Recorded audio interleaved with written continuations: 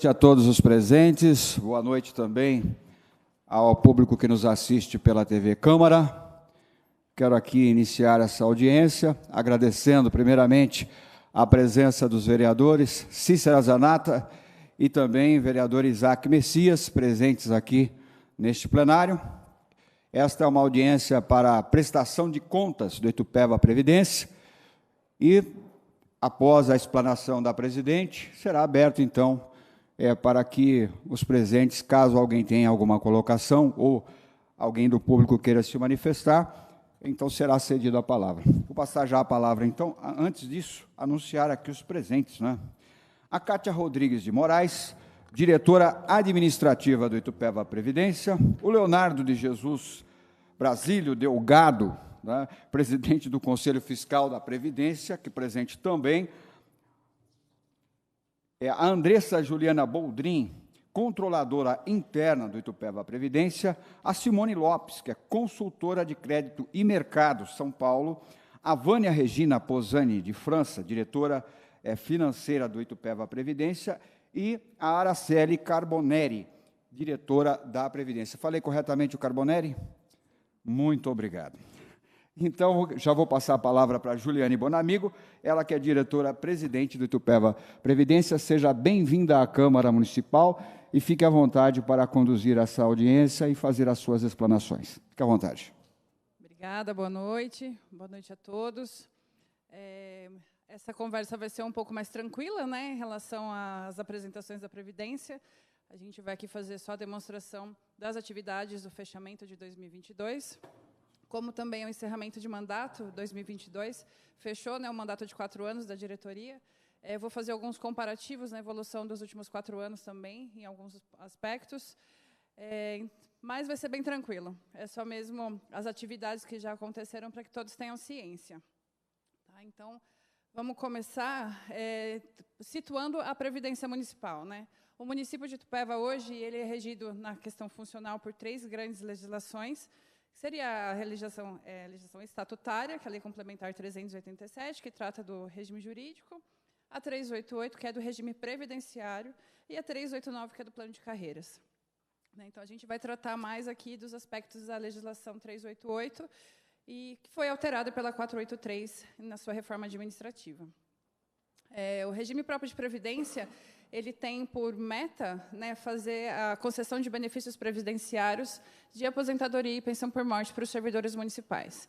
Então, toda a nossa base é no artigo 40 da Constituição Federal, e os tipos de benefícios que nós concedemos lá na Previdência são a aposentadoria por invalidez permanente, aposentadoria compulsória, voluntária por idade e tempo de contribuição, apenas voluntária por idade e aposentadoria especial. E para os seus dependentes, a pensão por morte. A Itupeva Previdência é uma autarquia previdenciária, então a gente tem que situar bem, né, o que é uma autarquia previdenciária, porque ela tem toda uma autonomia de gestão, ela tem a sua autonomia administrativa, autonomia financeira, autonomia econômica, a gente tem todo um patrimônio individualizado da Prefeitura Municipal, nós temos uma organização própria em questão funcional, né, então o quadro de funcionários da autarquia é diferente do município, e também tem as suas atribuições bem específicas. A gente é um braço da Prefeitura, mas nós não somos subordinados à Prefeitura por conta da nossa independência por lei.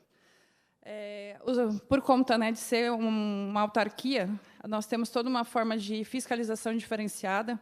Então, nós temos um controle interno, que é feito pelo nosso Conselho Fiscal, de acordo com o artigo 13 da Lei 483 municipal, e também sobre a controladoria do município geral. Hoje nós temos também uma estrutura de controle interno dentro da autarquia para fazer todo o detalhamento de auditorias. E depois pelo controle externo. Então, além das contas conjugadas que nós temos que prestar com o município, a gente presta também contas separadas para o Tribunal de Contas, as requisições de Câmara Municipal, do próprio Tribunal de Contas. Então, a gente tem toda uma vida bem separada do município. Para fazer todas as atividades da autarquia, né, as concessões de benefícios, todas as nossas atividades, nós temos uma estrutura administrativa totalmente separada e que ela consiste dessa forma. Então, esse é o nosso organograma lá. Então, nós temos a diretoria executiva, que faz, né, executa as atividades. A diretoria executiva é exatamente tem essa finalidade de executar as atividades de. A diretoria executiva ela é subordinada ao Conselho Deliberativo, que é quem manda, né? Então, quem manda mesmo na Previdência é o Conselho Deliberativo. Ele que traz as diretrizes, ele que determina as atividades, ele que determina os projetos, é o Conselho Deliberativo, dentre os seus membros, que fazem toda essa parte estrutural mesmo. E quem executa a ordem do Conselho Deliberativo é a diretoria executiva. Para auxiliar os trabalhos da diretoria executiva, a gente tem um comitê de investimentos, né? Essa função típica do Conselho Deliberativo é delegada a um comitê de investimentos, que tem uma parte, né, que é mais específica, então se constituiu um órgão interno para que se faça essa especificidade. E toda essa situação é fiscalizada pelo Conselho Fiscal. Então, o Conselho Fiscal tem a sua atribuição de fiscalizar se a diretoria executiva está fazendo tudo aquilo que o Conselho Deliberativo determinou, verificou, sugeriu, ordenou. Então, essa é a nossa estrutura lá. Aí a apresentação ela está dividida nas suas partes administrativas. Então, essa foi uma introdução, né, do como é a nossa estrutura interna lá, e agora eu vou passar para vocês o que cada departamento faz para a gente chegar no objetivo final da Previdência, que é a concessão dos benefícios. Então, a nossa composição ela é feita por membros cedidos do município, membros que passam por um processo de escolha eletivo. Tem todo um regramento na legislação municipal para a escolha dos membros, e o último mandato ele foi de 1º de janeiro de 2019 a 31 de dezembro de 2022, e compõe a diretoria, que até foi reconduzida para esse novo mandato, que sou eu na presidência, na diretora-presidente, a Cátia na diretoria administrativa, a Araceli na previdenciária e a Vânia na parte financeira. Então, a gente já cumpriu um mandato e fomos até reconduzidas para um segundo mandato agora. Na composição do Conselho Deliberativo para 2022, a gente também teve os membros que passaram por um processo eletivo. Então, para o Conselho Fiscal, a composição é um pouco diferente da diretoria, passa-se por um processo eleitoral, os servidores interessados e que têm toda a especificidade, né, que os requisitos da legislação, eles se candidatam, são eleitos e cumprem um mandato por eleição. Até 2022, essa composição era feita pela 388 e ela foi alterada para 483, pela legislação 483. Então, os últimos anos de mandato do Conselho Deliberativo e também do fiscal, eles foram de transição para uma nova estrutura. Nós fizemos a adequação da legislação municipal para ser compatível com o programa do governo, né, que é o Progestão, que trata das melhorias institucionais e de gestão na Previdência. Antes, nós tínhamos um conselho com 11 membros, no Conselho Deliberativo, e no Conselho Fiscal com 7 membros. Essa quantidade foi reduzida, e agora se faz uma obrigatoriedade de capacitação diferente também. Então, já era, né, sugerido aos conselhos, os conselheiros, antes, fazer as suas capacitações para que fosse bastante técnico, agora a exigência aumentou bastante. Então, da mesma forma, o Conselho Fiscal, a estrutura aqui também está mencionada, e ele também esteve aí nos últimos anos sobre a parte de transição para uma nova legislação, uma nova composição. O Comitê de Investimentos. O Comitê de Investimentos é um braço do Conselho Deliberativo. Para compor o Comitê de Investimentos, existem várias regras a mais do que para participar dos conselhos. Como é uma questão muito específica, os membros do Conselho também precisam ter certificações institucionais para atuação no mercado financeiro. Então, como o nosso instituto é um instituto de médio porte, a gente tem a recomendação que a maioria dos integrantes do comitê tenham a certificação institucional. Aí, no caso, hoje, quem faz parte do comitê de investimento sou eu, a presidente do instituto, a Vânia, que é a diretora de investimentos, e também uma funcionária do município, indicada pelo Conselho Deliberativo, que é a Débora. Todas nós temos as certificações, atualizadas. Eu e a Vânia temos as certificações para atuar. E agora eu vou passar, de fato, né, as atividades de 2022. Então, as atividades de gestão administrativa, previdenciária e financeira. Dentro do departamento administrativo, nós temos toda a estrutura mesmo, como ela se equipararia à Secretaria de Gestão do município, né? Então, o nosso departamento administrativo ele trata de gestão de pessoal, que é o quadro de pessoal interno do Instituto. Todos os servidores que atuam na Previdência Municipal, eles são servidores cedidos do município. Eles fazem essa sessão com o mesmo prazo de mandato da diretoria. Depois, nós temos a parte de tecnologia da informação, que acaba sendo bastante grande, né, porque, hoje em dia, toda a comunicação do Instituto é feita pelas mídias sociais, pelo site. Depois, nós temos muitos cumprimentos de obrigações financeiras, obrigações de regulamentação, que são feitos praticamente tudo pela internet hoje. Nós conseguimos cumprir todos os nossos prazos, inclusive o e-social, que é bem legal falar isso. Nós conseguimos cumprir o e-social. Depois, nós temos o Departamento de Contratos e Licitações, vou fazer mais detalhadamente à frente. De patrimônio almoxarifado, nós também temos os tombamentos dos bens patrimoniados do Instituto, totalmente separado e totalmente catalogado. Os expedientes também são os expedientes autuados pela Previdência. Então, em 2022, nós autuamos 116 processos administrativos.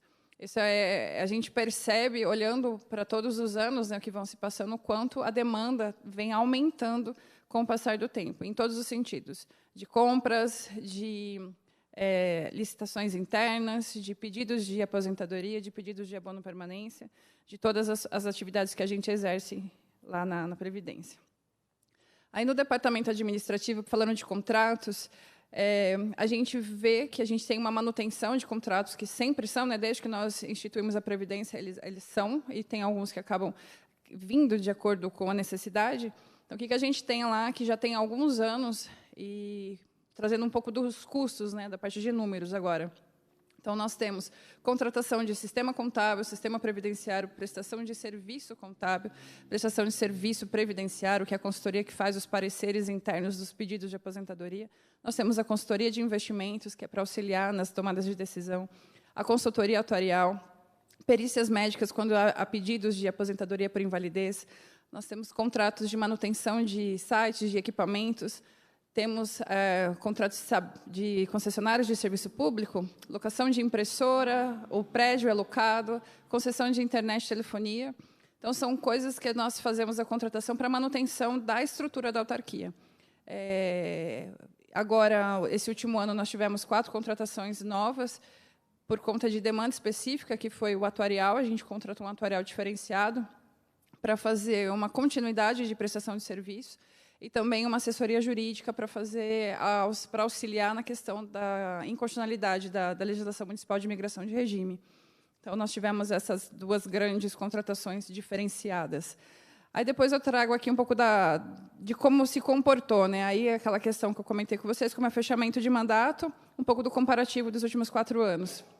Então, nós temos que, administrativamente, para a instituição funcionar, a gente teve aí o custo em 2022 de R$ 461 mil, e aí a evolução em relação aos demais anos, para demonstrar que a gente tem uma questão de equilíbrio nas contas. Tudo muito planejado, tudo muito bem executado, a gente sabe o que vai fazer no ano seguinte.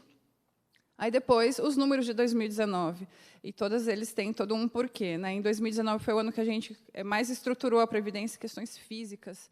Em 2020, a gente teve uma menor questão de compra, porque foi o ano da pandemia, então a gente praticamente não comprou nada. Quem vai lá no Instituto até fala, né, que tem bastante espaço, e realmente tem, a gente vai estruturar, vai fazer, a gente está desenvolvendo as atividades agora, né? Em 2020 e 2021, realmente a gente não teve atendimento lá na nossa estrutura, e agora que os atendimentos voltaram, né, a partir de 2022, a gente vai conseguir remodelar toda a nossa estrutura física.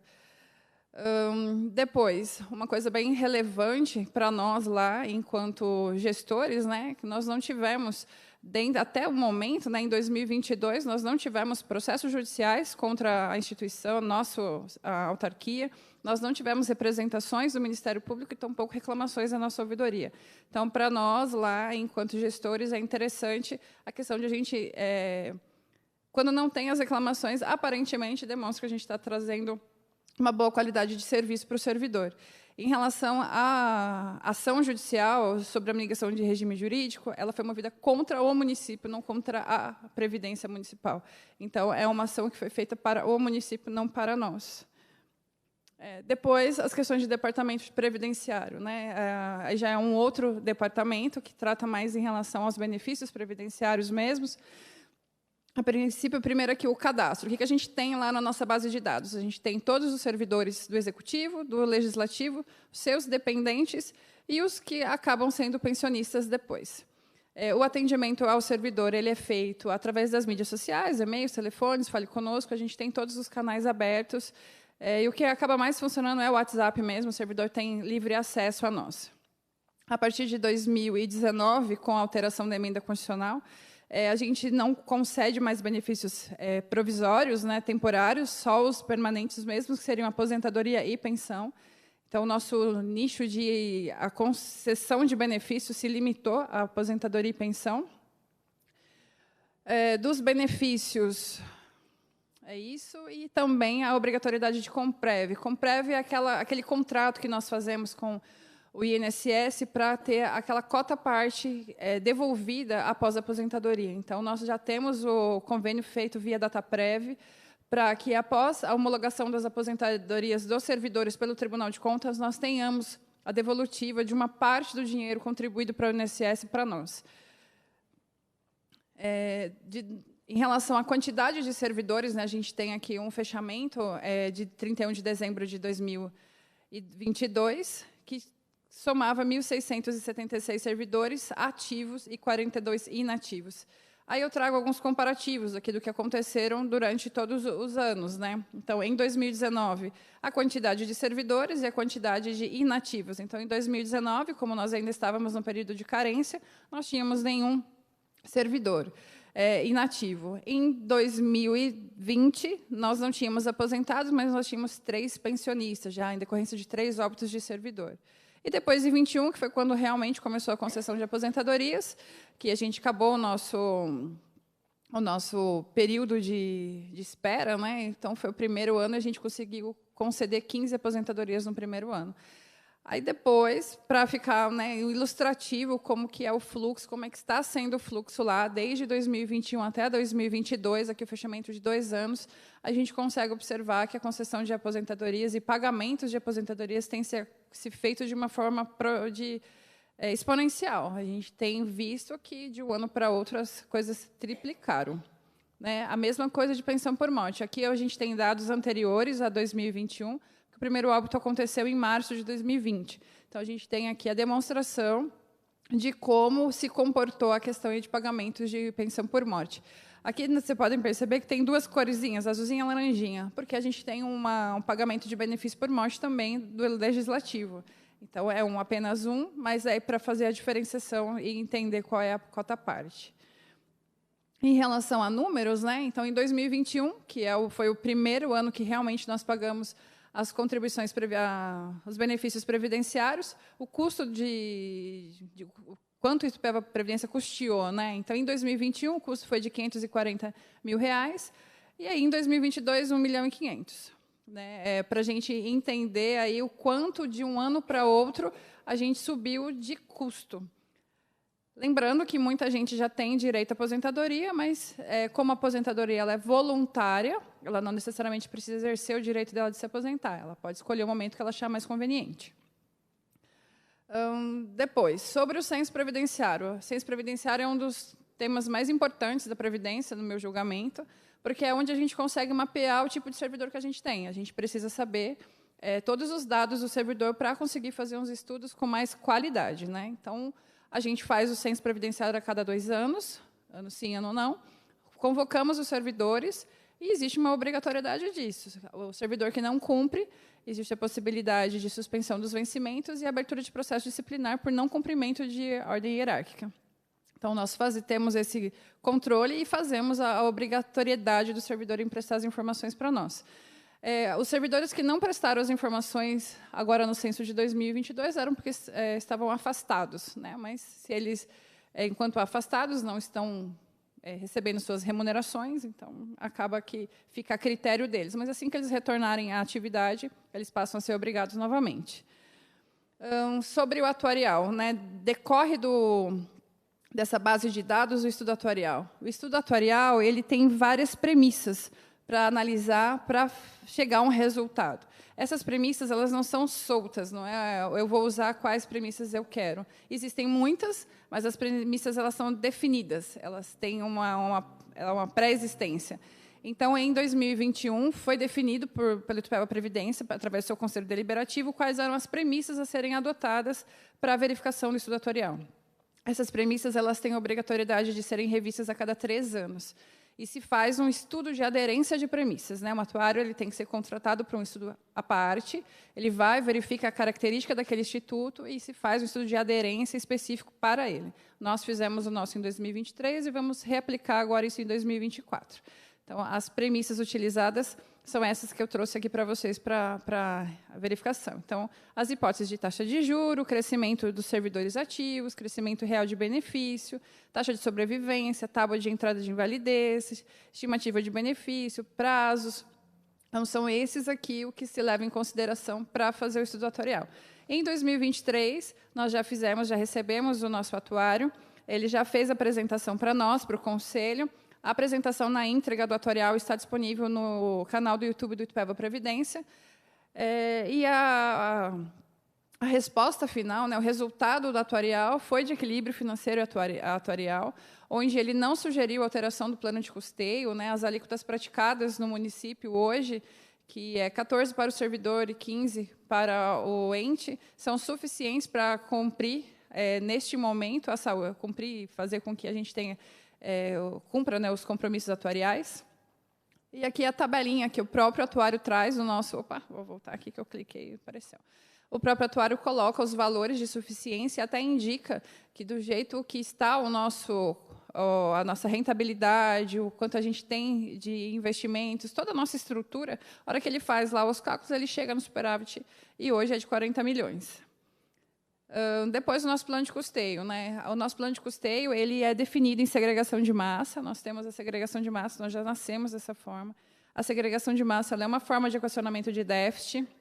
Então, nós já nascemos com uma alternativa de equacionamento de déficit, onde, num plano financeiro, ele deixa toda uma massa segregada, que seriam os servidores mais antigos, onde os servidores mais antigos teriam um impacto maior, né, na folha, e aí acaba tendo essa questão de divisão, porque a hora que acabar o dinheiro desse fundo, a obrigatoriedade de pagamento passa a ser exclusivamente do ente. E um outro fluxo de servidores, que é do plano previdenciário, onde ele tem que ser autossustentável. Então, essa data de corte é onde ele separa os funcionários para quê? A partir do momento que eu consiga ser sustentável, fica no previdenciário, e aquele que a prefeitura vai ter que fazer os aportes financeiros fica no financeiro. Então, o plano financeiro ele funciona exatamente como o INSS, e o plano previdenciário ele é capitalizado, ou seja, todo o dinheiro ele é aplicado e a rentabilidade é necessária para pagar os custos das aposentadorias. Depois o Comprev, né? Aqui tem só a discriminação, que nós hoje já temos 15 servidores com direito adquirido às aposentadorias, e já foram homologadas pelo Tribunal de Contas, e estamos só aguardando a última etapa, que é essa devolutiva do Comprev. Todo o rito de aposentadoria do servidor, ele passa. Então, o servidor entra com pedido de aposentadoria. Esse pedido de aposentadoria ele é verificado pela diretoria de previdência, ele vai para um parecer jurídico da nossa consultoria específica para isso. Visto todos os requisitos cumpridos, a gente autoriza, a gente faz a aposentadoria da pessoa. O Conselho Deliberativo homologa, tem o primeiro passo, né, é um ato administrativo complexo, onde a primeira etapa é feita pela Itupeva Previdência e a segunda etapa é feita pelo Tribunal de Contas. Então, com todos os documentos de aposentadoria do servidor, a gente caminha para o Tribunal de Contas e aí eles vão fazer a segunda homologação. Então, o servidor só é aposentado de verdade, para sempre, quando o Tribunal de Contas dá o ok dele. E hoje a gente só tem esse ok para 15 servidores. E é só nesse momento que a gente consegue inscrever esses servidores lá no sistema do DataPrev para fazer o ressarcimento. Quanto é que a gente vai receber de volta? Não, a gente não sabe, a gente não faz ideia de como feitos os cálculos. Quando a gente começar a ver, a gente também não vai saber. Ninguém consegue explicar até hoje como que são feitos os cômputos dos cálculos de devolução, mas vem um dinheiro a mais. Então, provavelmente, para a prestação de contas do ano que vem, a gente saiba quanto entrou do ano anterior. Depois, a gente já chega aqui no departamento de finanças, né? A quase na última parte da apresentação já. Então, no Departamento de Finanças, a gente tem basicamente três partes: o planejamento, a contabilidade exatamente feita e a parte de investimentos. Então, de saldo de investimentos em 2022, a gente chegou a 165 milhões no fechamento de 2022, onde 38 milhões era receita orçamentária, extra-orçamentária. As valorizações, então, as valorizações durante o ano foram de 17 milhões. Esse 109 que tem abaixo é o saldo de bancos do ano anterior. Então, no fechamento do ano anterior, era esse 109. Depois, como são feitas as receitas, né? As receitas previdenciárias, elas têm as contribuições que são pagas pelo ente, tem as contribuições previdenciárias que são consignadas do servidor e depois são repassadas para o ente, para nós. Tem as variações patrimoniais em relação às valorizações das aplicações e os recursos de parcelamento. Esse gráfico demonstra está por fundo, né? Fundo financeiro, fundo previdenciário e taxa de administração. Então, toda a nossa parte de fluxo de receitas, para demonstrar a execução orçamentária, é quando tudo que foi previsto foi realizado. Aí, o que a gente tem a mais aqui é que, em relação à parte do fundo de previdência, onde a gente fez uma estimativa, a gente teve uma receita maior. Isso se justifica porque o município, em 2022, fez muitas contratações. Então, isso acaba refletindo diretamente na execução do nosso orçamento. E a gente precisa saber as diferenças, tanto para mais quanto para menos, para fazer as justificativas para o Tribunal de Contas. Então, entre o orçado e o realizado, a gente tem aqui os gráficos. Vocês podem perceber que só não muda muito a taxa de administração, né? Porque a taxa de administração é um valor fixo e só reflete no ano seguinte. De despesas. Trouxe para cá o demonstrativo de verdade que tem lá no nosso contábil. E aqui o que é relevante a gente perceber é que, na execução orçamentária, tudo que foi planejado ficou dentro do executado. A gente teve, dentro do ano de 2022, apenas a realização de um decreto de suplementação. E aqui os percentuais de comprometimento do que a gente havia orçado. Então, a gente orçou uma despesa e executou a despesa. E aqui a variação do quanto a gente utilizou e o quanto sobrou da questão orçada. A gente não pode fugir, né, dos valores planejados de uma forma que destoe muito, porque senão vai caracterizar a falta de planejamento, né, e a gente tenta fazer tudo certinho lá.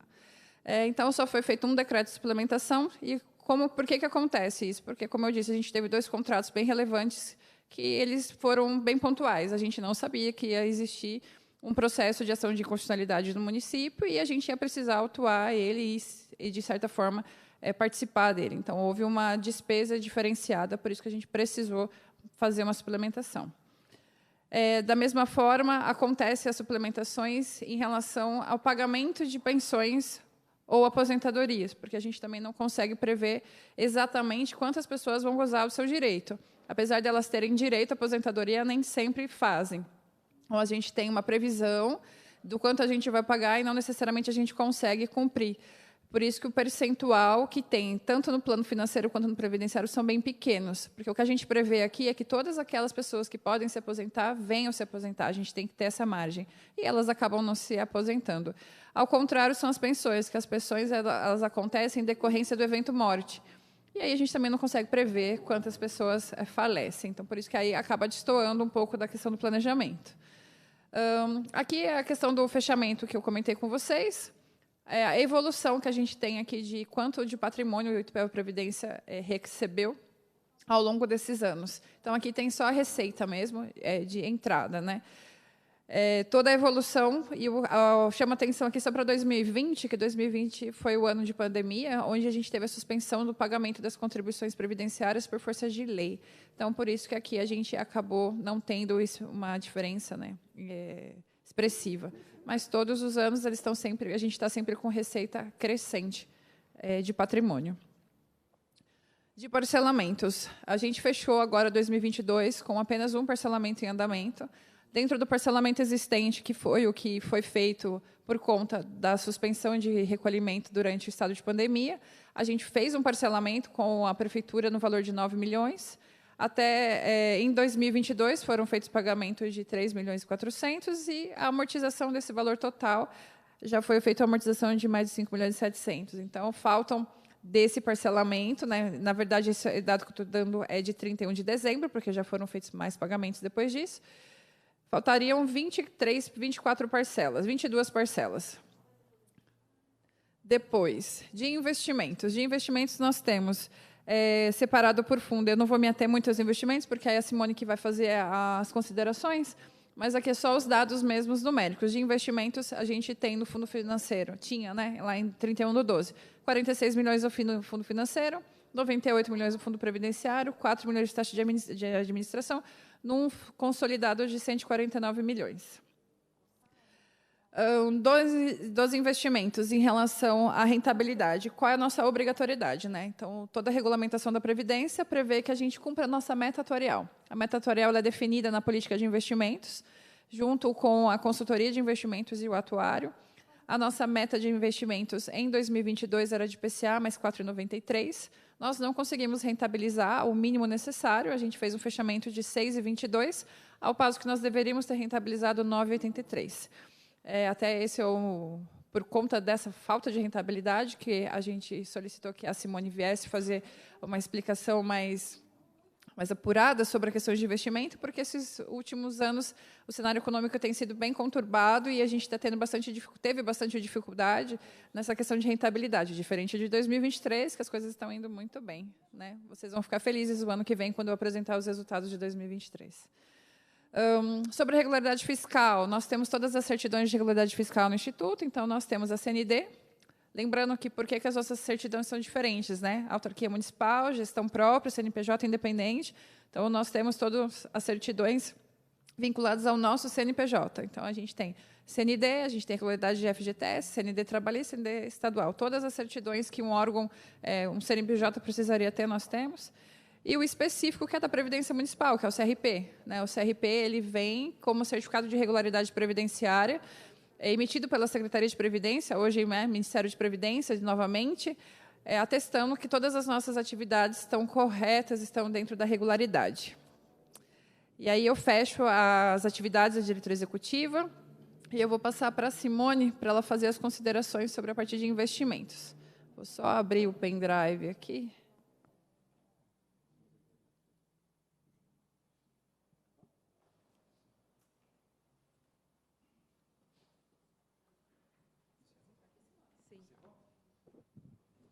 Oi.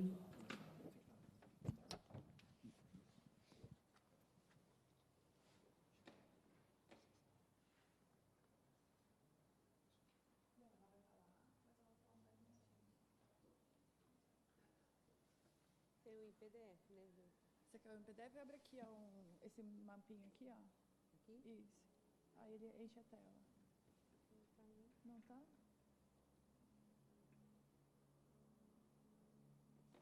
Tá lá, ó. Aqui você assim lá tá certo. Ah, tá. Tá bom. E como que eu passo? Pra cá? Setinho pra lá. Isso. Não tá indo, não. Tá sim. Lá não. Lá não tá aparecendo aqui, tá aparecendo aqui. Será que é aqui que eu tenho que apertar?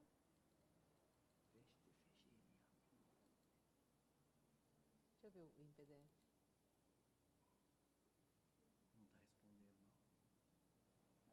Será que eu tenho que fechar a minha? Então, eu não fechei a minha. E aí? Tá travado? Não.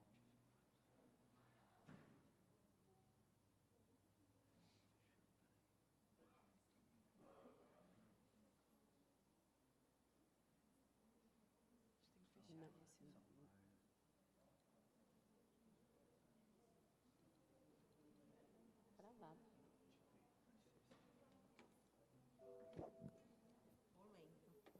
Esse aqui?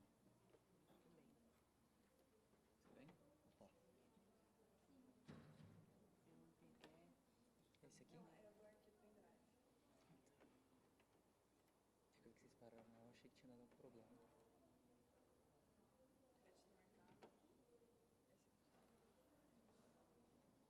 O PDF.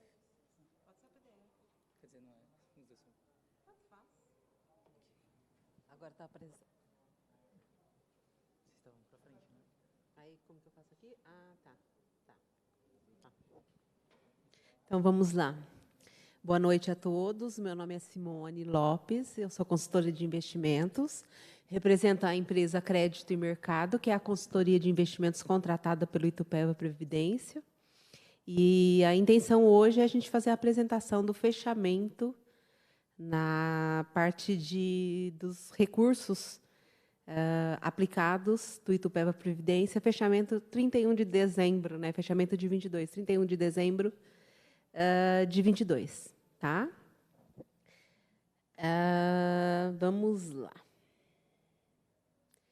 Então, eu acho que é interessante e viável, antes de eu apresentar os números a vocês, dar referência à resolução, à normativa que vocês se reportam, para que todas as decisões dentro de um RPPS, de um regime próprio de previdência social, no caso Itupeva Previdência, tem que se submeter, tem como obrigação cumprir. Então, a normativa que vocês seguem é a Resolução 4963, e ela que dita todos os ritos, ela que define todos os parâmetros que vocês podem ou não executar diante de todos os recursos aí para pagamentos de aposentadorias e pensões, de aposentados e pensionistas, né?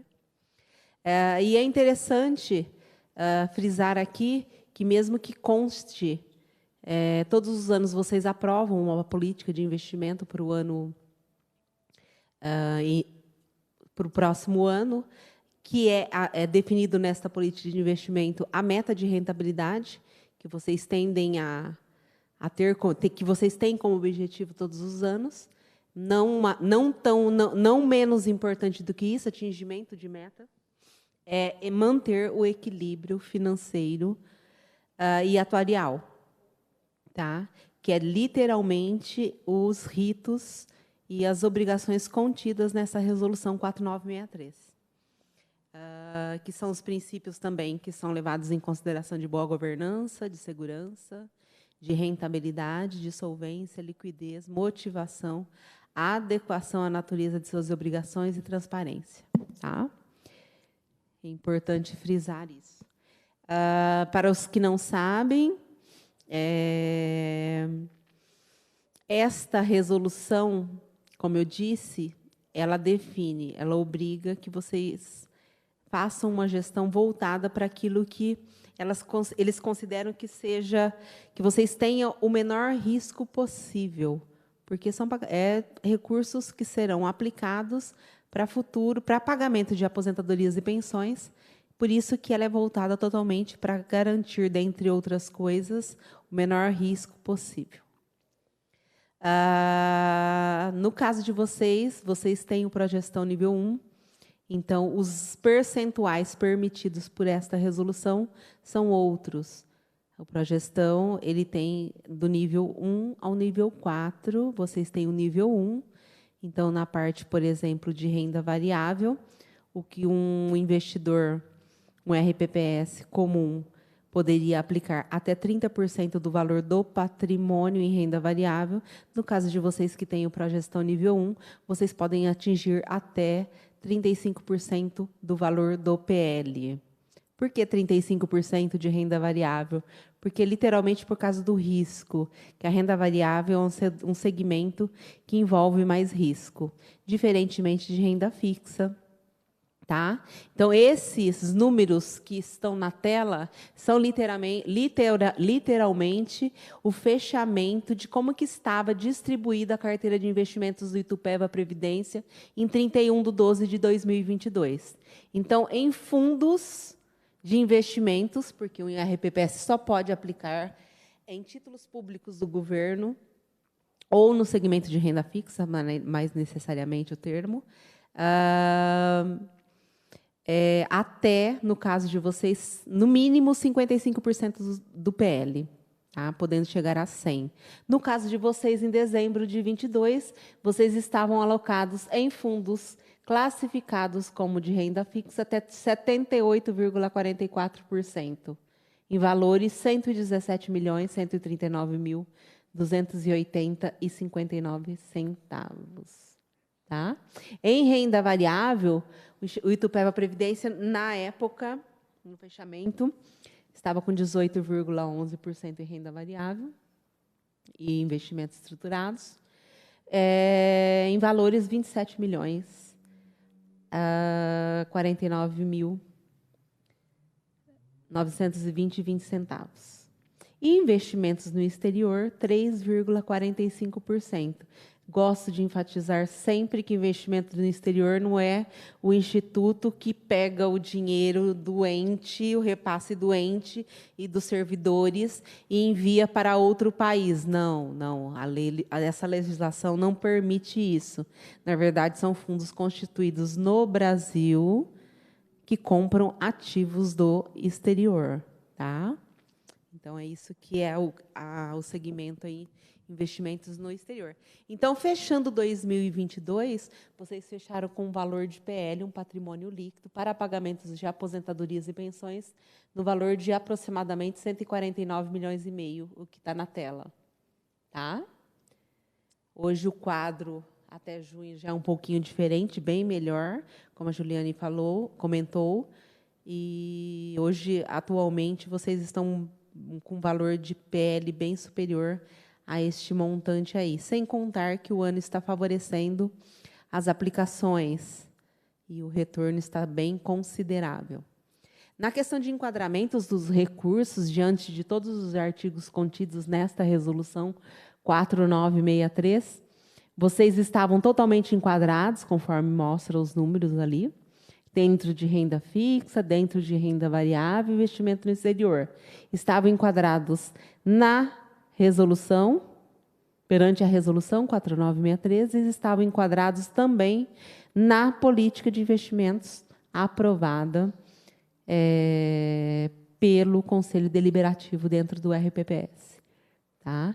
Essas informações de enquadramento, valores, percentuais de retorno, etc., vocês, para os que não têm tanto conhecimento das normas aí dentro dos institutos, eles precisam de ser enviados mensalmente através de sistema para a Secretaria de Previdência, Tribunal de Contas, e, caso não cumpram, o termo que se usa é desenquadrado. São termos técnicos, tá?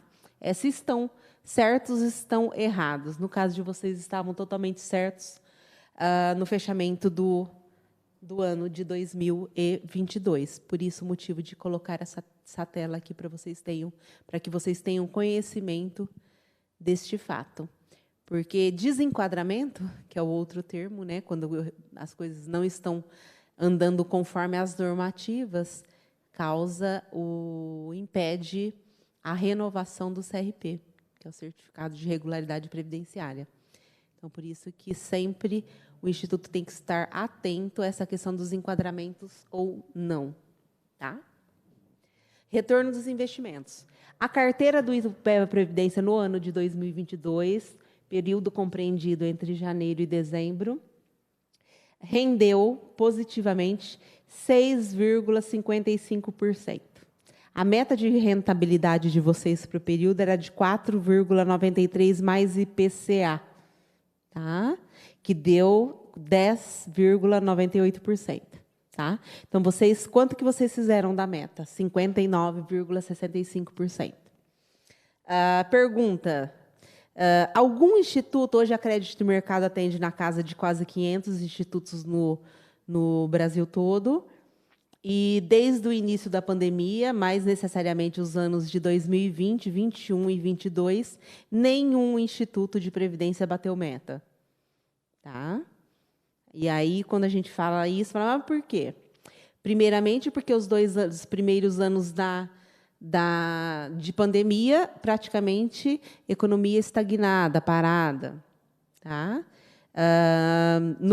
Em 2022, um ano totalmente volátil. E aí, a gente, quando fala do retorno da carteira 6,55, mesmo não batendo meta, no caso do Itupeva Previdência, eu diria que foi um retorno bastante surpreendente, diante de toda a volatilidade de mercado que aconteceu aí no ano de 2022. Alguns fatos relevantes que que impactaram diretamente na carteira de investimento de vocês.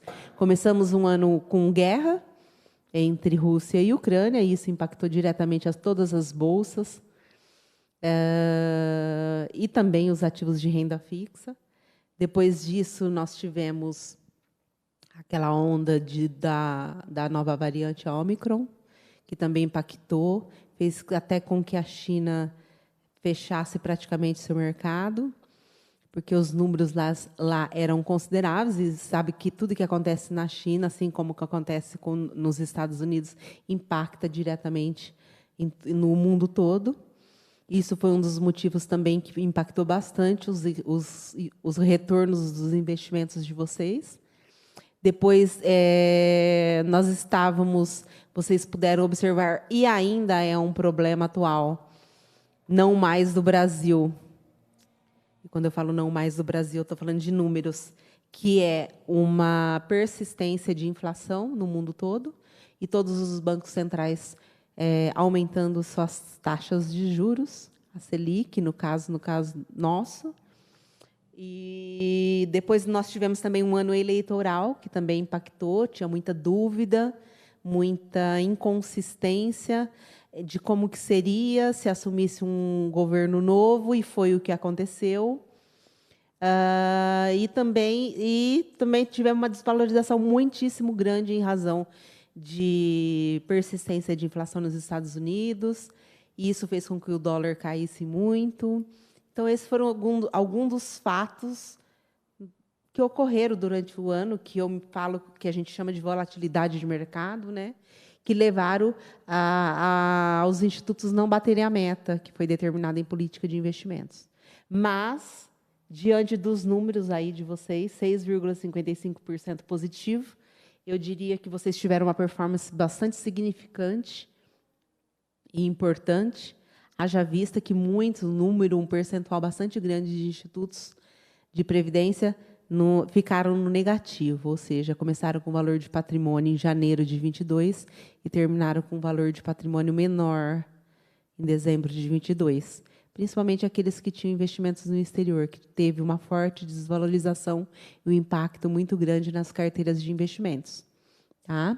Então, assim, não bateram meta, até porque o IPCA também estava muito alto.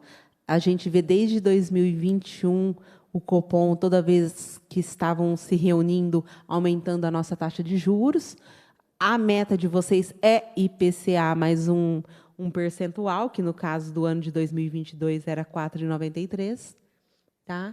E agora a gente está vendo o contrário, que a tendência é de diminuir. Por quê? Porque os números são favoráveis. Um PIB já positivo no primeiro trimestre, inflação controlada. Então, daqui para frente, por isso que a Juliane até se reportou e falou, na próxima reunião, que possivelmente será no ano que vem, possivelmente os números serão totalmente diferentes. Até porque, só para efeito de curiosidade, de informação, até o mês de junho, o Itupeva Previdência já está batendo 150% da meta deles, de vocês determinada em política de investimento para o ano de 2023. Não é o caso aqui da apresentação, que nós estamos fazendo o fechamento de 2022, mas eu acho que é importante a gente frisar isso, porque, às vezes, confunde-se, né, meta de rentabilidade com falta de gestão, e não é o caso. Na verdade, a gente vê que foram fatos externos, economia, cenário econômico externo e interno, que impacta diretamente no retorno ou não dos investimentos. E alguns fatos que ocorreram foram os que eu acabei de relatar para vocês. Tá? Então, assim, esse número é muito significativo para vocês, 6,55%. Tá? Observem, e eu acho que este é um quadro bastante interessante, que é a evolução patrimonial. Quanto que o Itupeva Previdência tem aplicados através de fundos de investimentos para pagamentos de aposentadorias e pensões. No período de 2019 a 2022, observem, em 2019, vocês estavam com aproximadamente 54 milhões Aproximadamente não, é o número exato, 54.269.143,32. E em 20, 74, 21, 109, em 22, 144 milhões. Então, quer dizer que em 4 anos, que é o período aí da gestão, né, o patrimônio praticamente quadriplicou. Triplicou, né? Exatamente, 3 vezes maior. Isso é um fato bastante, mas bastante interessante, e tudo isso se deve, sim, à gestão dos membros do colegiado ali, dos comitê de investimento, comitê administrativo, conselho fiscal, deve à gestão aí dos membros dentro do Instituto de Previdência, tá? Aqui é só a evolução do patrimônio para vocês verem. Observem que aqui eu trago um período de 18 também até 2023. Tem um período ali que a volatilidade, embora o gráfico mostre bem sucintamente, que é o período de pandemia, mas vocês veem que a evolução patrimonial de vocês é constante, que ela estava abaixo de 40 milhões lá em 2017 para 2018, e agora já está com este número que eu apresentei de 144, 2022, final de 2022. Hoje vocês já estão com mais de 160, né, milhões em junho de 2023. Então, é constante o aumento do patrimônio de vocês. Isso é muito importante. Se a gente for observar outros institutos por aí, o gráfico geralmente não é assim, muitos. Isso se deve-se muito à gestão eficaz dentro do Instituto de Previdência. Tá? Então, esses são os números. Ficou alguma dúvida? Alguém quer fazer alguma pergunta? Eu estou aqui aberta a perguntas. Senão, eu encerro a minha apresentação e passo a palavra para a Juliane.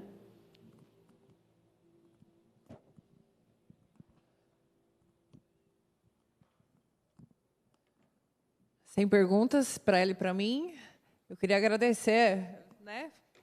Eu queria agradecer as palavras, porque eu fiquei até elogiei, até me senti agora, né? Tantas coisas. Na verdade, é toda uma equipe que trabalha lá. Cada um faz a sua parte muito bem feita. Acho que eu dou muito valor a essa independência de trabalho que a gente tem lá, porque a gente consegue de verdade trabalhar, né? Sem questões que não são técnicas. Então, eu tenho muita satisfação de trabalhar com as meninas, porque a gente consegue cumprir os prazos, fazer tudo certinho, redondinho, e o resultado acaba vindo, né, quando a gente trabalha certo. Mas pode falar, Isaac. Nós temos 3 vereadores presentes, né? A vereadora Cícera Zanata, o vereador Isaac Messias e o vereador J. Júnior. Encerrada, então, a explanação, vou passar aos vereadores, se quiserem se pronunciar. A vereadora Cícera gostaria de falar? A vereadora tem a palavra, fique à vontade. Em seguida, o vereador Isaac. Obrigada, vereador. Obrigada, viu? Boa noite, Juliane. Boa noite a todo o Instituto aqui presente na pessoa das meninas. A gente fica muito feliz quando ouve, né, e vê que o Instituto demonstra para a população que, aliás, vou perguntar, essa é a sensação que eu tive, se é isso realmente, que os investimentos que podem garantir a aposentadoria dos nossos servidores, eles estão aí se multiplicando e essa aposentadoria ela é garantida. Que existe, né, na verdade, uma grande preocupação na questão aposentadoria hoje na cidade, na questão instituto, se vai se manter, se não vai se manter. E isso, para nós, enquanto vereadora, inclusive hoje foi dia de receber várias ligações questionando, né, e confesso que eu não sabia, a apresentação não é um projeto de lei que a gente pode emendar, como falava com o vereador Jota. E eu disse, espera aí, deixa eu ver primeiro o que é. Nós recebemos esse material hoje, já na parte da tarde, que é um dos questionamentos que eu tenho, manda antes para a gente dar uma olhada. Tem bastante questões técnicas que não é da nossa competência, então a gente precisa realmente que vocês façam essa explanação. Saio daqui com o seguinte questionamento, repasso a vocês, então, que é o seguinte. Tenho plena convicção de que está tudo bem, o Instituto, a administração, a gente viu que está excelente, essas aposentadorias estão garantidas, a gente não precisa ter nenhum receio, e tem aí se multiplicando ou não, Juliana? Essa sua carinha tem alguma coisa? Então, é basicamente isso. Tá, então, sobre os investimentos. Os investimentos, eles não são constantes. né? Então, a gente, enquanto...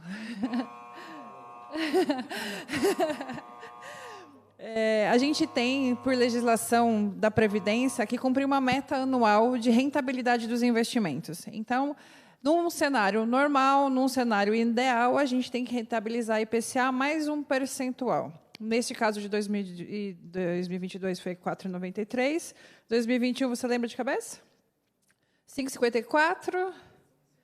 5,54, e aí... 5,04, 5,54 e era 6. Então, cada ano, eles vão colocando um percentual que eles entendem que seria aquele ideal para chegar. Os últimos 2 anos, nós não cumprimos meta. Não cumprimos metas, mas por conta do cenário econômico. Então, não foi Itupeva que não cumpriu meta. Itupeva, Jundiaí, Indaiatuba, dos 2.200 institutos no Brasil, eu não sei quantos conseguiram cumprir essa meta. Nós deveríamos ter cumprido essa meta. Quando a gente não cumpre essa meta, esse valor que a gente não rentabilizou, ele é diluído no que eles chamam de passivo atuarial. E assim vai. Agora, em 2023, a rentabilidade está maravilhosa. Como ela diz, a gente chegou a 150% da rentabilidade. Então, este ano de 2023, ele está suprindo a necessidade de 2021 e 2022. Mas poderia ser diferente o cenário. Por isso que todo ano a gente faz estudo, a gente refaz a lição de casa todo ano. Então, a gente tem que ter planejamento de contratação de funcionário, a gente tem que ter planejamento de como a gente vai fazer os investimentos, a gente tem reunião de investimento 2 vezes por mês, a gente tem um comitê, a gente tem a consultoria. Hoje, a gente fez reunião com o Banco da Caixa. Cada vez que vai fazer uma movimentação financeira, a gente conversa com, pelo menos, mais uns 10 operadores do mercado financeiro. Então, a gente toma esse cuidado para eles direcionando a gente o que a gente tem que fazer. E a gente... Está tudo bem? A curto prazo, está tudo bem. A longo prazo, vai depender se não vai ter uma guerra, vai depender se o governo que a gente tem hoje vai ter políticas sociais adequadas. O cenário de possibilidades que influenciam na nossa realidade é muito grande. Então, a curto prazo, está tudo bem. A longo prazo, é impossível dizer. A preocupação ainda existe. Porque, assim, a preocupação ainda existe. Tecnicamente, porque as pessoas que nos acompanham, e eu sou cobrada nisso também, tecnicamente, às vezes a gente tem que se despir desse tecnicismo. Então, assim, vocês estão cuidando do nosso dinheirinho, do dinheirinho do pessoal que vai se aposentar. Isso todo mundo entende. Aí todo mundo tem aquela preocupação, nós tivemos uma audiência pública aqui, você estava presente, todo mundo se manifestando. Como assim eu vou ter que contribuir a mais? Como assim?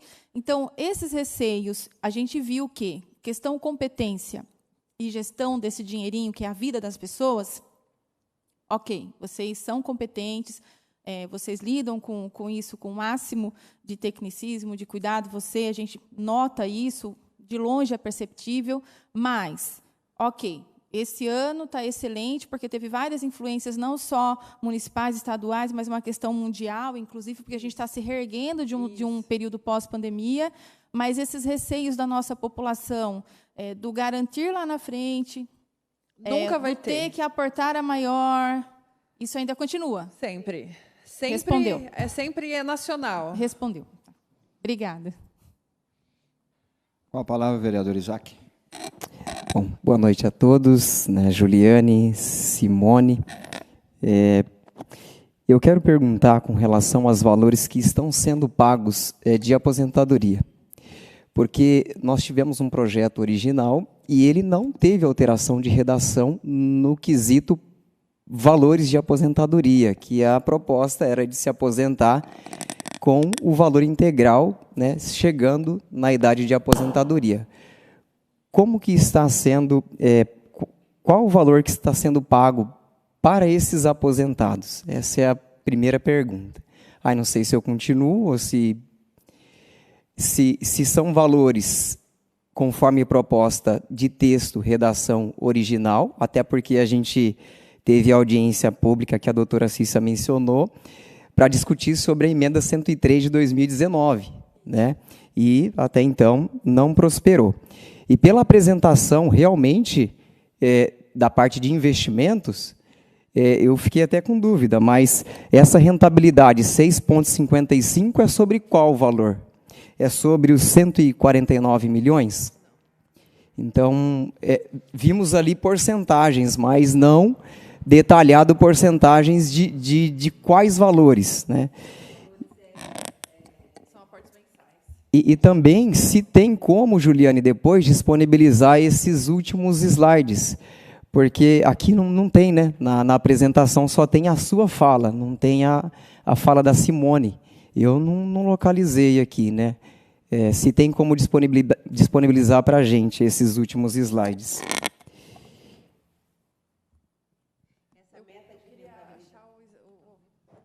Oi. Essa meta de rentabilidade, 6,54, 5, né? Que foi o número. É o saldo que iniciou o ano, 1 de janeiro, o PL, até 31 de dezembro. Foi quanto que rentabilizou essa carteira de investimento no período todo, considerando todos os aportes e todas as despesas. Tá, eu só estou perguntando porque eu falei assim, poxa vida, se a gente teve ali 149 milhões, somando as 3, digamos, modalidades, né? Não sei o termo técnico aí, investimento lá no... Renda fixa, renda variável, 149, exterior. Eu calculei 6,55%. Eu falei assim, opa... Legal. Legal, mas embora aí, não bateu o meta. Mas aí não é isso, né? Não é desse valor que é calculado, né? Eu não tenho. Aí foi um lapso meu, eu não trouxe o relatório de dezembro de 2022, mas eu tenho o de 2023, que eu peguei o fechamento trimestral. Só para te esclarecer como que vem o relatório para a gente. Acho que é só para demonstrar, e aqui está o dado atualizado, né? Não faz parte do fechamento, mas faz parte para eu esclarecer a dúvida. Esse aqui é um relatório consolidado até o fechamento do semestre. Não está? Aí eu não vou saber passar lá. É porque o que acontece? A gente tem uma oscilação mensal de mercado. E essa oscilação de mercado ela vai me dando uma rentabilidade positiva ou negativa. Esse 6,49 aí, que foi o fechamento do ano, dentre fechamentos mensais positivos e dentro de fechamentos mensais negativos. Então, ao final, dentro de todo aquele dinheiro que a gente tinha de patrimônio, na oscilação, no fechamento deu esse 6,59. Deveria ser mais. Deveria ser 10 e alguma coisa. Mas foi algo que a gente conseguiu rentabilizar e acabou ficando. Sobre a questão dos pagamentos, o que eu posso dizer para você? A forma com que a gente paga está na legislação, está na 388. A gente paga de acordo com a média, né? Essa questão de integralidade e paridade é um grande anseio dos servidores. A gente sempre conversa sobre esse assunto. O que eu posso dizer para vocês? Em 2020, o Tribunal de Contas, verificando a nossa legislação, apontou como inconstitucional esse artigo. Foi por conta desse movimento do Tribunal de Contas que ele denunciou as nossas contas da Previdência, da autarquia, para o Ministério Público de Contas, né? E eles entraram com uma ação civil pública contra o município para conta da migração de regime. A gente fez a defesa, o município foi ganhador na ação. Este ano de 2023, nós recebemos o relatório das contas de 2021, onde novamente se questionou a constitucionalidade da integralidade e paridade. Então, mais uma vez, nós vamos que nos defender via ação civil pública sobre essa inconstitucionalidade. Até falei para as meninas, acho que é até prudente da nossa parte, independente desse projeto que está na Câmara, porque qual é a minha defesa para o Tribunal de Contas? Existe um projeto no Legislativo que revoga esses artigos falando da emenda constitucional 103. Como essa provavelmente vai demandar um pouco mais de discussão ainda, então, acredito que nessa questão dessa inconstitucionalidade, que o Tribunal de Contas já apontou por 2 anos consecutivos, a gente tem aqui já fazer um projeto de lei para excluir isso da lei e parar com essa discussão. Porque eu entendo do anseio, mas é um anseio que hoje, de acordo com o nosso ordenamento jurídico, ele é inconstitucional e o Tribunal de Contas não homologa. Eu até comentei que todo trâmite de homologação de aposentadoria, ele requer a homologação administrativa do ente do município e também a homologação do tribunal. E o tribunal ele já se posicionou que ele não vai homologar toda vez que ele julga que esse artigo é inconstitucional, que o próprio tribunal já tem entendimento dele. Mas os pagamentos que nós fazemos, eles estão previstos na legislação 388 e ele é pela média. Então, tem até toda essa publicação, todos os valores de quanto esses servidores recebem, a forma de cálculo, tudo no site. As portarias são publicadas, a gente tem esses controles lá. Caso vocês queiram essas informações, é só vocês requisitarem para a gente que a gente fornece, são dados públicos. Né? Só não estão no relatório aí, mas são dados públicos. Acho que é isso. Acho que não está aparecendo lá ainda, né? Eu queria mostrar como que é o relatório de investimentos, que ele é publicado no nosso site todo mês. A gente publica mensalmente o fechamento, porque é para acompanhar, é para questionar, é para entender, é para saber. Eu sou a pessoa que mais gosta que as pessoas participem, interajam, porque eu acho que é muito construtivo isso. E apareceu? Não. Não, mas era só mesmo para dizer que eu achei super interessante a forma de apresentação, mesmo que em porcentagem. Mas se a gente conseguisse visualizar isso em números, né? Agora que apareceu ali, vou ver se eu consigo esclarecer para você. Naquela de essa aqui, ó. Então aqui o que a gente tem? Esse é o fechamento, né, do semestre. Infelizmente não tem o relatório de 2022 aqui, que é o que faria parte. Mas como vem para a gente? Então em janeiro a gente fechou dezembro, né, 31 de dezembro com 144 milhões. Entrou para nós de pagamento de contribuição previdenciária, tanto da Prefeitura, quanto da Câmara Municipal, quanto do próprio Instituto, 1.500.000. Fizemos R$166 mil de resgate. Normalmente, os resgates eles são para pagamento de benefícios, pagamento de despesa administrativa. E aí a gente tem um saldo no mês e o retorno. Esse retorno é a variação patrimonial que a gente teve daquele mês.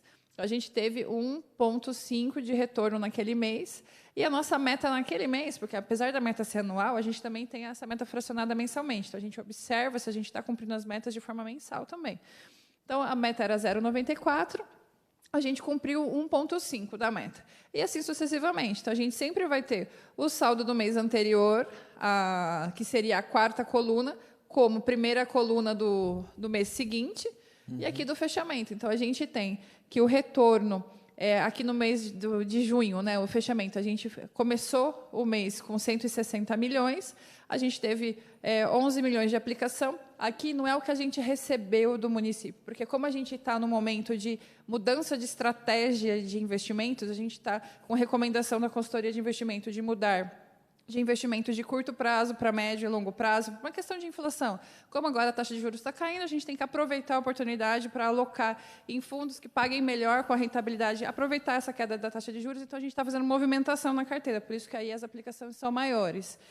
Então, a gente vê aqui a questão de aplicação e resgate são volumes maiores por conta disso. E a gente tem, ao final do mês, um saldo e tem o retorno. Então, a hora que a gente tem que o saldo do mês é de 166 milhões, a gente teve o retorno de 3,5 milhões, a gente deduz aí que de contribuição previdenciária entrou 3 milhões. Mas a gente consegue enxergar que a gente já está num acumulado de 7%. A gente já passou o quanto da meta. Então, é isso que a gente faz. Mensalmente, a gente vê a questão, né, o quanto a nossa carteira vai evoluindo.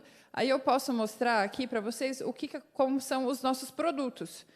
É isso que eu todo mês apresento na reunião de conselho. Então, a gente tem, nos bancos, estes produtos. Então, eu tenho aqui um produto do Banco do Brasil, que ele está num fundo de investimento atrelado ao índice do IPCA, que é uma rentabilidade de 2 anos. Ele ofertou para mim um benchmark de 0,97 de rentabilidade e ele me pagou 0,85. Este fundo, neste mês, não me deu a rentabilidade que eu esperava. É o quanto eu queria que ele me desse, 0,97, o quanto ele realmente me deu, 0,85. Mas eu tenho cenários diferentes em outras situações. Eu tenho instituições aqui que me ofertaram um preço melhor e me pagaram algo melhor ainda. Então, cada um vai oscilando de uma forma. Por isso que a gente tem essa diversificação. O quanto eu espero que aquele fundo me pague, quanto realmente ele me paga, e, ao final, eu sei se eu ganhei bastante ou se eu ganhei menos. Ou se, por acaso, aconteceu... Eu costumo falar para as pessoas, é igual quando a gente compra um terreno. A gente compra um terreno em um determinado lugar e aquele terreno ele vai ou valorizar ou ele vai depreciar. Feliz serei eu se ele valorizar e triste ficarei eu se ele me desvalorizar. E aí acontece o quê? Quando a gente fala do mercado financeiro. Por exemplo, comprei um terreno. Aí, próximo daquele terreno, fazem uma parte de aterro sanitário. Por óbvio, aquele terreno vai desvalorizar. É o que acontece quando tem alguma coisa no cenário econômico que faz com que aquele título que a gente comprou desvalorize. Mas, se fizerem uma estação de tratamento, um jardim botânico do lado daquele terreno vai valorizar. É o que acontece quando o cenário econômico está bem. Então, é bem isso para tentar, né, entender o que acontece com os títulos que a gente compra e o quanto aquilo a gente vai executar. Então, a gente comprou aquele terreno, fez um jardim botânico, valorizou 50%. É o que a gente tem de rentabilidade, 50%. Por isso que o nosso patrimônio cresceu. Agora, se acontecer alguma coisa, a gente comprou num lugar ruim, a gente esse terreno que a gente pagou 100 vai valer 80, então desvalorizou 20, mas eu ainda tenho aquele terreno, só está desvalorizado. É assim que funciona. Aí vai chegar no final daquele mês e depois no final do ano a gente vai saber quanto de ganho efetivo a gente tem. A Simone mencionou sobre a resolução 4963, né, de 2023, que dá a diretriz aí para esses investimentos, parâmetros. E a minha pergunta é sobre o risco, né? O risco, porque a gente tem valores, querendo ou não atingiu a meta, mas positivos, né? E quando isso começa a vir para a rentabilidade, não seria nem rentabilidade, mas valores negativos. Tem essa possibilidade? Qual é o risco disso acontecer? Nessas aplicações, né? Sim. Sim. A pergunta é porque nós estamos falando de dinheiro público investido e... Por exemplo, vamos lá. Investimentos dentro do... Tem essa resolução 4963. Ela é um pouquinho diferente quando a gente fala de investimentos pessoa física. Tá? Por quê? Porque ela traça algumas diretrizes. Você falou do risco. A resolução ela já bloqueia totalmente o RPPS em relação ao risco. Por quê? Porque ela sabe que esses recursos eles não podem ser aplicados, por exemplo, ir lá e comprar ações da Petrobras. Você pode comprar ação da Petrobras. O que eu falei? Que vocês só podem aplicar em fundos de investimentos. Então, como que vocês podem adquirir Petrobras? Por causa da questão risco. Tá? Você só pode adquirir ações da Petrobras via fundos de investimentos. Então, você vai ter um fundo que, dentro dele, tem uma ação da Petrobras. E, assim, tem inúmeras... Dentro daquele fundo, vai ter ações de outras empresas. Isso para quê? Para diluir o risco. Para que o seu risco seja menor. Qual o risco que você tem? Quando você tem mais risco? Quando você compra diretamente uma ação da Petrobras ou quando você compra um fundo que tem uma ação da Petrobras? Quando você compra diretamente uma ação da Petrobras. Porque se der problema com a Petrobras, você está 100% naquele ativo. Ok? Então, por isso que a resolução já breca vocês nessa questão. Vocês só podem adquirir ativos, seja ele de renda fixa, de renda variável exterior, se for através de fundos de investimentos. Outra trava que a resolução coloca, a maioria dos recursos, no caso de vocês, fechamento de junho,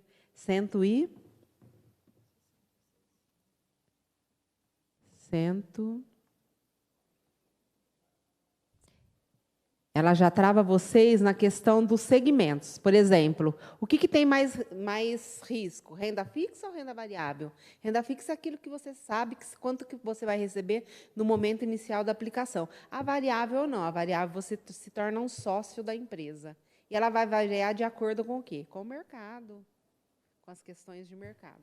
A mesma lógica para qualquer investimento. Exatamente. Então, ela te breca em todos esses quesitos. Então, a maioria desses investimentos, desses 166, por exemplo, que vocês fecharam junho, no caso de vocês, 55% dele,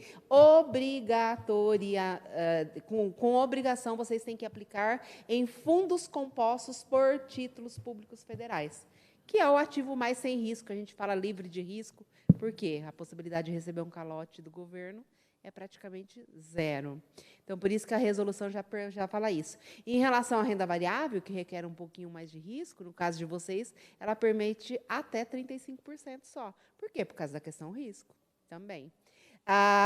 Mesmo tendo toda essa preocupação, que nem a Juliane falou, todos os meses, é difícil o mês que a gente não conversa com pelo menos 5 bancos diferentes, instituições financeiras diferentes. Temos a consultoria de investimentos para falar qual é o melhor momento. E o que seria o melhor momento? Agora o melhor momento é para os fundos DIs, que são os mais curtinhos. Agora o melhor momento é ações. Agora, o melhor momento é fundos do exterior. Essas são as recomendações. É isso que todo mundo, aí a galera que milita no mercado financeiro, fala para vocês, seja via live, reunião, com banco, consultoria, etc, etc. Mesmo com todos esses cuidados, sim, vocês ainda estão Uma que vocês são obrigados a seguir o que a resolução fala, vocês não podem aplicar em qualquer lugar. E a outra é mercado. A resolução, ela também estabelece o período para curto, médio e longo prazo? Ela estabelece qual o percentual que você pode aplicar em renda fixa, renda variável e qual é o grau de risco que você pode assumir. Mas quem determina o prazo para essa aplicação? O prazo, quem determina é a duração do passivo de vocês. Tem um estudo que é feito regularmente, para falar mais necessariamente anualmente, pelo Instituto, que chama ALM. Ele é um estudo técnico que faz o casamento do ativo com o passivo. Então, quando eu faço esse estudo técnico e eu falo para você, olha, o Itupeva Previdência não tem problemas em engessar, vamos falar assim, ou com liquidez.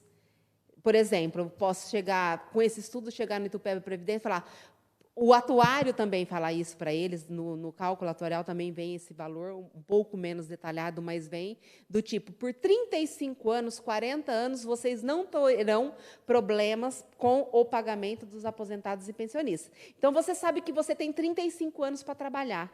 Então, aí é onde que os institutos podem ou não engessar essa carteira, comprar um ativo para 15 anos, que só pode resgatar daqui 15 anos, daqui 10 anos. Por exemplo, o título público. Vocês podem adquirir títulos públicos puros.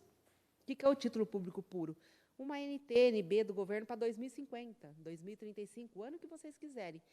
Quanto é o percentual que você pode... por exemplo, uma coisa é saber, assim, o governo está pagando muito bem num título para 2050. Tá. Então, eu vou pegar todo o meu patrimônio, 166 milhões, e vou lá e vou comprar esse título. Eu sei que ele está me pagando meta, só que ele é para 2050. E aí, eu posso? E as minhas obrigações de hoje até 2050? Então, é esses estudos que regularmente o Instituto faz, que chama ALM, que é os dados também que vêm no cálculo atuarial dessa liquidez, quanto esse casamento dos ativos com os passivos, que vai definir qual é esse valor e esse percentual que vocês podem bloquear com fundos que têm carência. Mas da carteira de vocês, eu confesso que não mais, uns 15% só que está com fundos para, no máximo, 2027, é vértice? 2027, 2030. Muito pequeno. O restante é resgate D0 ou D1. Tá? Dos fundos de vocês. De curto, médio prazo, longo prazo, ela está querendo dizer que é o título. O tempo que o título leva para dar o retorno. Então, um título de até 2 anos, ele é um título de curto prazo. Então, até 2 anos, o que significa? Eu comprei ele hoje, ele vai me pagar o prêmio até 2 anos. Exato. Quando eu tenho um título de médio prazo, eu tenho de 2 a 5 anos. Então, eu tenho mais que 2 anos, até 5 anos, para esperar ele pagar o prêmio que eu estou comprando. É como se eu comprasse um imóvel e eu tivesse na minha cabeça, eu vou vender ele de novo, mas eu vou vender ele em curto prazo, então eu vou vender ele em 2 anos nesse valor que eu estou querendo. Mas então eu vou vender em médio prazo esse imóvel que eu estou comprando. Quanto tempo eu tenho que esperar? 5 anos. E os longos são acima de 5. Então, eu comprei um imóvel, né, só para explicar, que ele vai demorar mais que 5 anos para ele me pagar o prêmio que eu estou esperando. Exatamente. Então, eu comprei um imóvel por 100 mil, só que o corretor me garantiu que aquele imóvel vai valer 200 mil. Mas a que prazo? A curto, a médio ou a longo? A curto prazo até 2, a médio prazo de 2 a 5 e acima de 5. Acima de 5. Então, esse é o pensamento. Quanto tempo eu tenho que ficar amarrada naquele produto para que ele me devolva a rentabilidade que eu estou esperando. Então, por isso que a gente fala que a gente está mudando de estratégia de curto para médio, porque hoje a minha rentabilidade, por conta dessa taxa de redução da taxa da inflação, ela é melhor no médio e no longo. Então, eu estou saindo do curto, porque no curto ele não vai me dar o prêmio, isso, eu vou perder, e aí eu vou alongar a carteira para ganhar nessa queda de juros, mas aonde que vai acontecer esse ganho? No médio e no longo. E vai chegar um momento que esse médio também não vai me pagar mais e eu vou ter que ficar só no longo.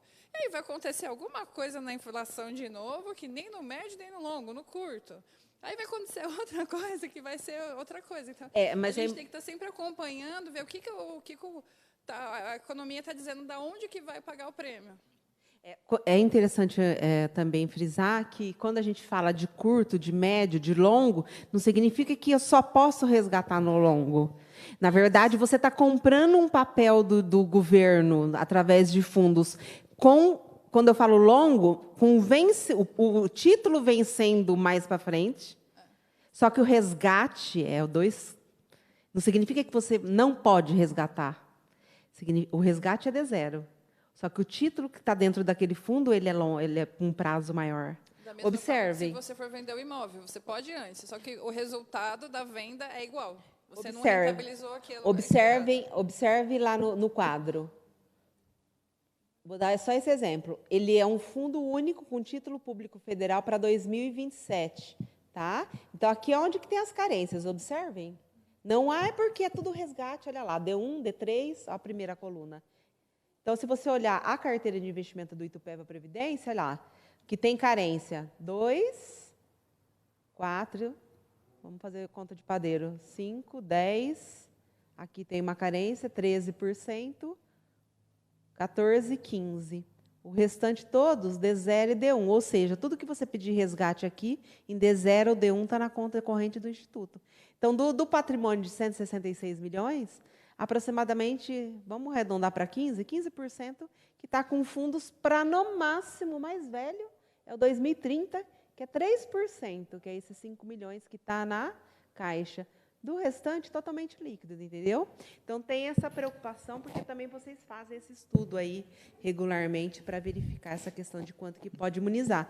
Mas, praticamente, 89%, 88%, 87% da carteira é totalmente líquida. E esses valores de investimento, eles entram no cálculo atuarial, né? Entra. O cálculo atuarial, o que ele faz? O cálculo atuarial, ele projeta naquele ano que a gente cumpriu meta. Aí, no ano que vem, ele tem o saldo real de conta. Aí, o saldo real de conta, a gente não cumpriu a meta. Aí, como a gente não cumpriu a meta, ele varia diferente, porque aí ele impacta. Então, em 2023, o saldo de conta foi menor do que o esperado. Eu até estava já pensando nisso, porque se o atuarial ele considera a porcentagem de meta, então nós ficamos com o atuarial, digamos assim... Bom, mas se atingir a meta. Se não atingir a meta, o atuarial ele fica... Tá pior. O resultado, por isso que e os números não são mais precisos, né? Até pensei que acontecesse o cálculo atuarial depois que fechasse o período, né? Porque daí você já tem o valor ali do demonstrativo final, né? O atuarial de 2023, ele tem base de dados 31 de dezembro de 2022, em relação a funcionários e fechamento contábil. Então, a gente sabe ali que a gente não cumpriu a meta, mas ele faz o cálculo projetando que naquele outro ano eu vou cumprir. Ele sempre faz. Ele pega o saldo de contas, se eu cumpri ou não, e aí ele projeta que eu vou cumprir. Aí, no outro ano, ele faz os ajustes. Todo ano é feito os ajustes. Por isso que, como a gente teve uma arrecadação, o que mais impactou do atuarial do ano passado para este ano foi que a gente teve uma quantidade de servidores muito grande. A gente teve uma quantidade de arrecadação maior do que o esperado. Então, o atuarial, quando ele fez o saldo contábil para fazer a projeção de 2023, ele falou, nossa, teve tudo isso de ganho, mas não foi de ganho em relação a investimentos. Foi porque teve mais funcionários e pagou mais contribuições. O que o atuário não faz essa discriminação. Entrou mais dinheiro por quê? Né? Teve aporte, teve qualquer situação que tenha, né, de entrada de recurso no Instituto. Ele não vai falar assim, eu vou discriminar se é valorização de investimento, eu vou discriminar se é a contratação de novos funcionários. Ele pega o saldo de conta e faz a projeção. Por isso que todo ano tem que fazer para ver o impacto disso. É longa discussão, viu, Isaac? Tá bom, viu? Obrigado, Juliane, Simone, né? E do mais, só destacar e parabenizar o trabalho que vocês têm feito lá no Itupeva Previdência, viu? Muito obrigado. Até a gente deixou correr, Isaac, pelo seguinte, né? Raramente a gente tem oportunidade numa audiência pública de poder prolongar, de esclarecer as dúvidas que a gente tem.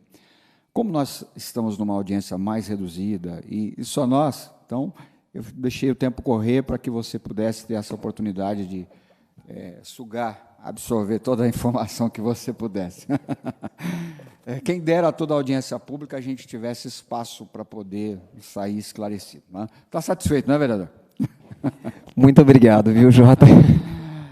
Só uma consideração, não é nenhuma pergunta, nem um questionamento, né? Quanto à saúde financeira do Instituto. Ouvir que, a curto prazo, o Instituto está bem, soa muito positivamente para a gente, né? O futuro sempre vai ser uma interrogação. Depende de política econômica, de tantos outros fatores, então não dá para a gente, né? Ninguém tem bola de cristal, né? Mas ouvir isso traz uma certa tranquilidade, também para quem vai ou está assistindo ou vai assistir o vídeo, creio que isso traz uma tranquilidade para o servidor, né? Considerando também a forma com que o Instituto nasceu, né? Com aquele desastroso erro de projeção, quase que quase natimorto, né? E vocês conseguiram resgatar isso. Então, é sinal que um bom trabalho está sendo feito, né? Está sendo gerido muito bem, e isso é bem agradável para a gente de ouvir. Então, parabéns a vocês pelo trabalho. Era só isso que eu tinha que acrescentar, porque o Instituto sempre foi uma grande interrogação para a cidade, né? Da forma que nasceu e por tudo que já foi falado, né? A instabilidade, né? A saúde financeira crítica do Instituto, como isso já foi, né? Explorado muito acerca disso. Então, ouvir desta forma que vocês colocaram hoje aqui, eu concluo que isso soa bem positivamente. Então, parabéns para vocês. Era só isso que eu tinha para acrescentar. Se vocês quiserem concluir, não tiver mais nada, a gente vai encerrar a audiência. Fiquem à vontade para as considerações finais. Agradeço a oportunidade, né? E eu vou tentar trazer mais dados para vocês com mais frequência. Acho que trazer o servidor para perto mesmo, né, que de forma virtual, né, porque quem tiver mais interesse vai procurar pela internet, trazer mais informações, deixar o servidor mais seguro do que tudo que está acontecendo lá. Tá, é isso. Tá certo. Agradecendo, então, a Juliane e todos os representantes do Itupeva Previdência, aos representantes desta casa, Leonardo, Adriano, pessoal lá atrás, a Rose, todo o pessoal, a Márcia, pessoal aqui do Legislativo, a recepção, e todos que ficaram até agora com a gente.